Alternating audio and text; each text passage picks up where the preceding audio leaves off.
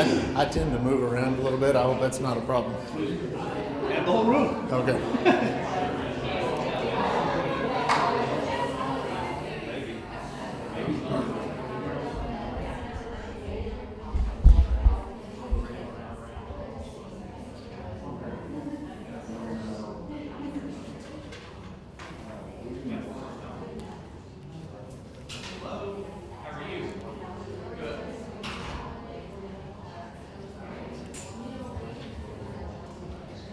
Well, folks, I think we're going to go ahead and start, if that's all right.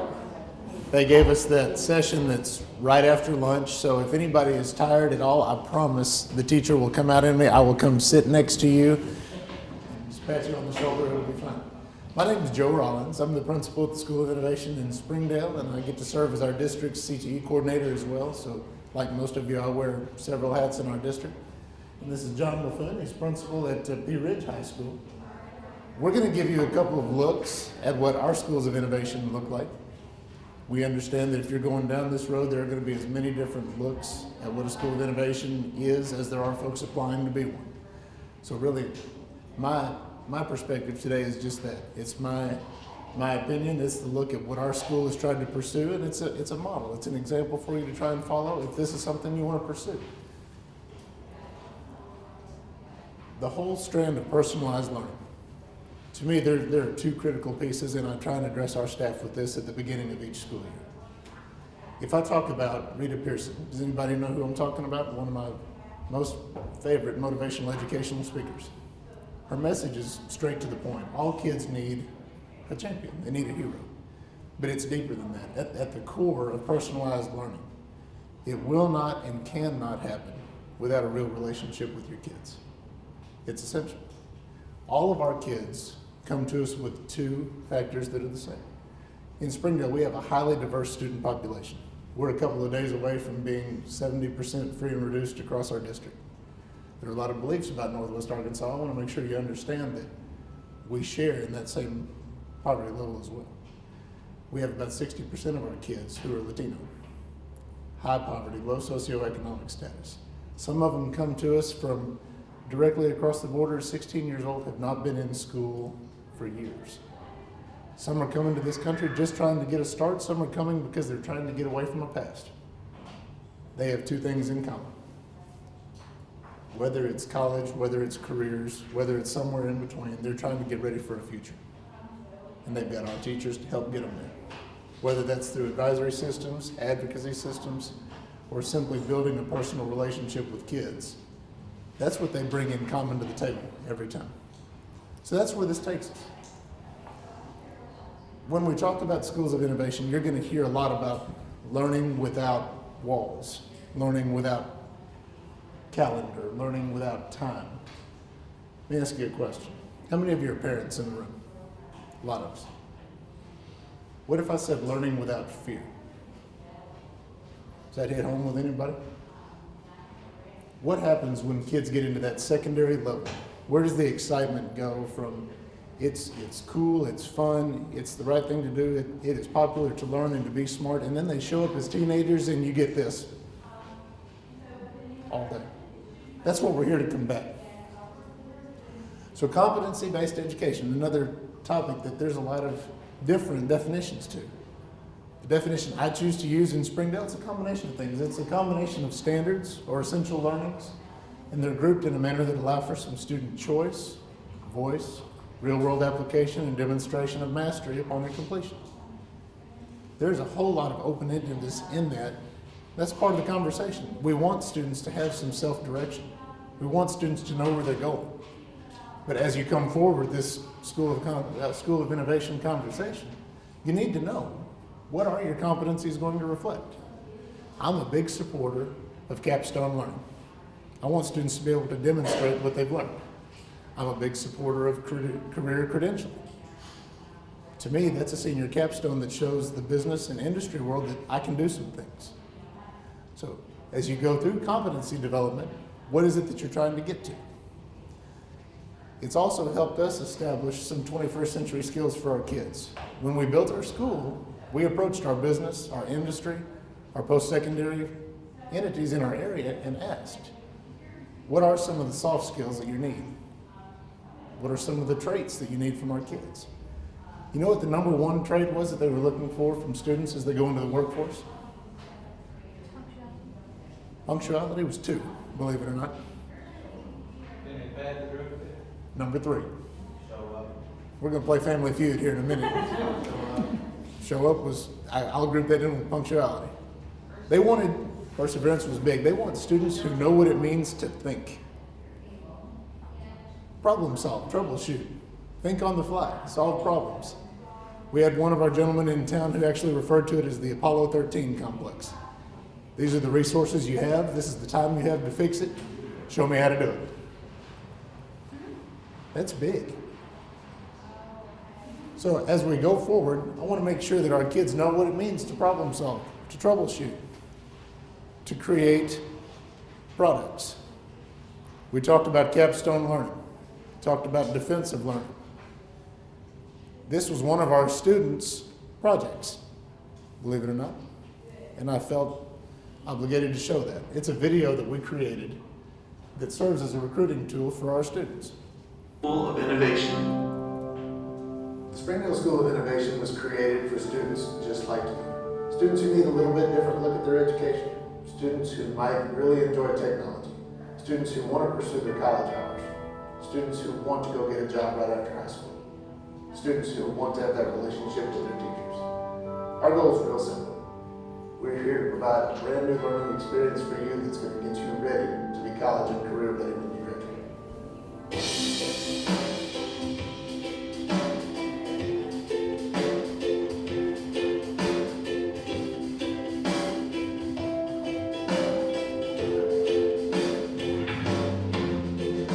At the School of Innovation, we want to send students out with employable skills.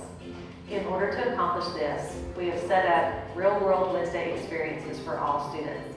On Wednesdays, we bring in business leaders and different career people to educate the students on what skills would be needed to obtain careers in their fields. This opens up the students to other career fields they might not otherwise be considering. From this, we are able to individualize their associate's degree opportunities. So we have people come and speak to us about what their job is like and how their normal day goes, and we get to learn about it, and it's really helpful because it really helps decide what we want to do. Well, I don't really know what I want to do when I grow up, so it helps me like see what all is out there, because there's a lot of them that I've never even heard of, and it shows me what I'm capable of doing. So at School of Innovation, we've met with business, industry, and college leaders, and they've told us what kind of skills they want our graduates to have. And so we've really been working to build those skills as essential habits of mind right into the School of Innovation curriculum. The School of Innovation has taught me to prioritize my assignments on what I need to get done first and what I need to work on as a long-term assignment. When it gets hard, you can just gotta keep working at it, because at the end it'll always be worth it. Working in groups is a lot easier because you can work on a document together. On Google Docs, everyone is literally on the same page. I chose to come to the School of Innovation because I would graduate with 2 years of experience. What I like best about the School of Innovation is I didn't have to be stuck in a classroom all the time. You can be in the student union and have time for yourself to get stuff done. At the School of Innovation, we give students an opportunity to focus their education on their career goals. Whether you want to become a lawyer, nurse, or an electrician, the School of Innovation is for you. With our flexible schedule, the ability to learn at your own pace, and the college-like experience, not to mention having the opportunity to obtain an associate's or technical degree upon your high school graduation. So what are you waiting for? The School of Innovation is right for you. Self-direction, Collaboration, Communication. perseverance, innovation. That's just one example, but if I told you the background of the student that created this video, I think it makes some sense to you. The young man that created that video, that was his defense of learning for an English class, and an oral communications class for persuasive speech, persuasive essay writing. He has an interest in marketing and advertising, if you can't tell, a little bit of video production. What if I told you that student was highly, highly autistic? Before he came to our school, he wrote in his application, I want to get away from students who've picked on me in the past. He was nonverbal in class. He actually wrote, I need an environment where I can be me. That's what he wrote. He wrote the script, he shot the video work, he did the editing, he did the publication, he pushed it out to YouTube. We use it as a recruitment tool for incoming kids and parents so that they can see it. So the conversation is alive about what kind of students are going to thrive in this environment.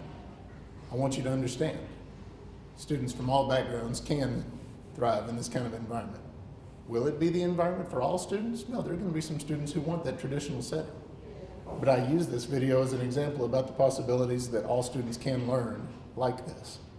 That was one student's project, learning without fear. That same young man who probably didn't speak much in his courses before, he's leading study groups now. He's in the middle of classes, standing up, telling his ideas. To me, that's a sales pitch enough about what kind of students can and will be able to survive here. All students can. So the habits of mind that you heard us talk about, that came from our business and industry partners. Perseverance. How many teenagers understand what it really means to persevere? How many of them fold up shop whenever things get tough and wait for somebody to bail them out? Is that a 21st century skill that we need to make sure that we're instilling? Absolutely. Self-direction, collaboration, innovation, the ability to think, problem solve, troubleshoot. We work that in with our students every time. So we've been around for 1 year. We are just completing our first year. So for me to stand here and give this lengthy history about School of Innovation, no, I'm still learning every day. But this is where my perspective comes in. Things that we've done over 1 year. We tried to keep our cap at 200 students coming in the first year. So we had 200 eighth graders last year, and we have 200 additional eighth graders this year. And what makes it different for us is we're not in a school building right now. We're actually in the construction phase of trying to build our school right now. John's going to be able to show you some outstanding examples of what the longer term vision is going to look like in terms of hands-on in the labs. We'll have those aspects.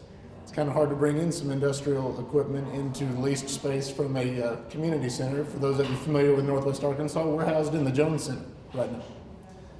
So right next door, we might have someone's quinceañera going on. We might have a convention going on down the hallway. They didn't exactly want me to bring in the torches and the plasma cutters and things like that just yet. So we're going to bring those in next year as we get into our own building. It's coming out of the ground now. But what we have been able to do is offer some accelerated coursework. Digital platforms for students to learn anytime, anywhere. We did have some issues in terms of technology. We went with a Chromebook for all of our students just based on price point. I would encourage you to look at it. But how many of you have students that may or may not have access to internet service at home? It's going to be most of us. So we've actually found a device called a Kajit, a MiFi, a wireless hotspot that we can actually work with. They can take those home. They are CIVA compliant. They have the same school filters on them that our school internet providers have. So internet is no longer an issue for our students. They have that ability to get internet service at home. We also have a seat time waiver in place. That's the one waiver that we have. So it's allowed us to change what the school day looks like, maybe what the school calendar looks like. We were able to offer students the ability to take some courses even before the school year started at home. Some of our students came to us a full credit and a half ahead of schedule before they walked in the door because our teachers record all of their lessons. We took a play from the Khan Academy playbook, but rather than purchase a content or find a program that supported what we wanted, our teachers actually created the lessons. So it was our teachers, their vocabulary, and now students can rewind those lessons. They can watch them as many times as they need to. I looked at it from this angle. How many of you were involved in school? Band, choir, athletics, church group. Maybe you got sick or had a snow day or 13 like we had last year. What if you could get all those days back, right? What if you have a ball game on Tuesday night and you don't get home until 10 o'clock? It's tougher to remember what you saw in class at 9 o'clock that morning. But if you could rewind it and see your teacher's face watching it, it's the flipped classroom model. It's not a brand new concept, but it's something that we're putting into play. And people like to ask, why are you going to a computer-driven system? Well, we're not. We offer both. Our teachers are there all day long. Our kids can have FaceTime with them. They actually have a chance to meet with their teachers twice a week in a kind of a collegiate block style schedule, kind of a Monday, Thursday, Tuesday, Friday look. But at the same time, we embed 3 opportunities for advisory to make appointments with teachers whenever you need to. The question that always comes back to me, and this usually comes from our more traditional parents, why? Why would you want to digitize your content? Why would you want students learning from a computer instead of from a professional? I'm a parent. How many of you are parents? Okay. And everybody thinks their kids are the cutest in the world, right? Well, blended coursework, because of this. Whenever I talked about learning without fear, what happened to this? This is Kinley. She's now 3. When I took this, she was a little over a year old.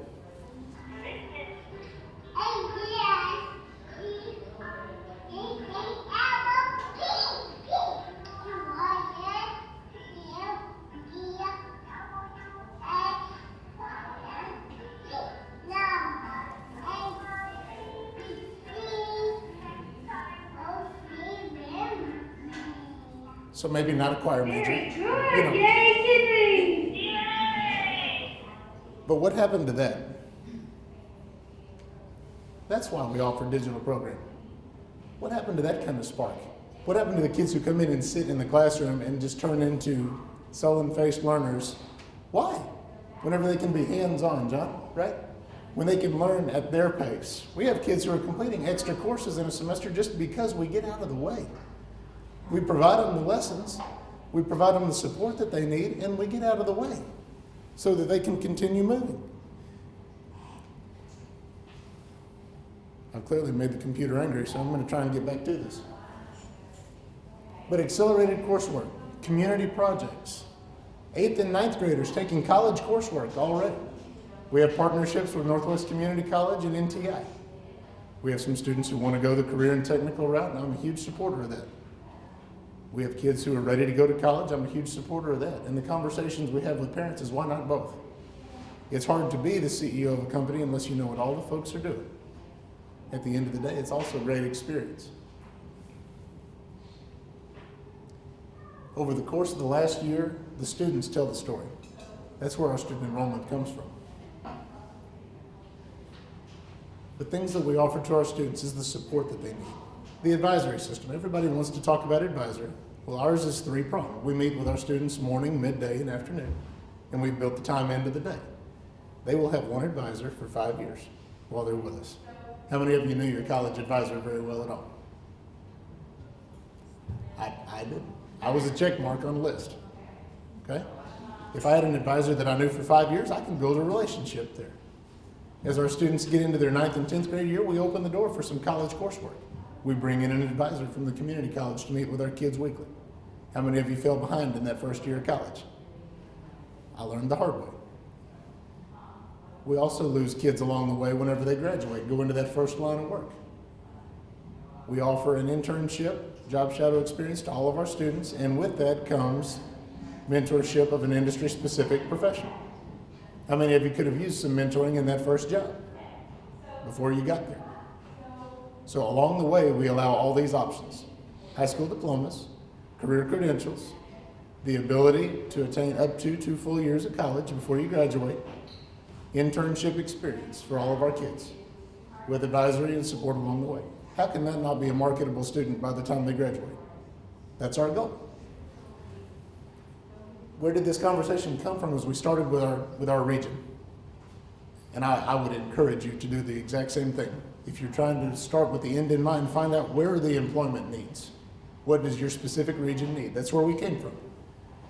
Computer science, engineering, robotics, manufacturing, industrial technologies and maintenance, business management, entrepreneurship, alternative energies, renewable resources, and health and human services.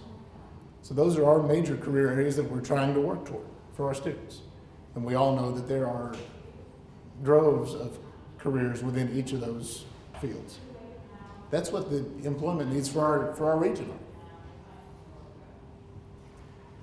So again, John's going to show you a schedule. I can show you mine. Ours resembles more of a a collegiate block.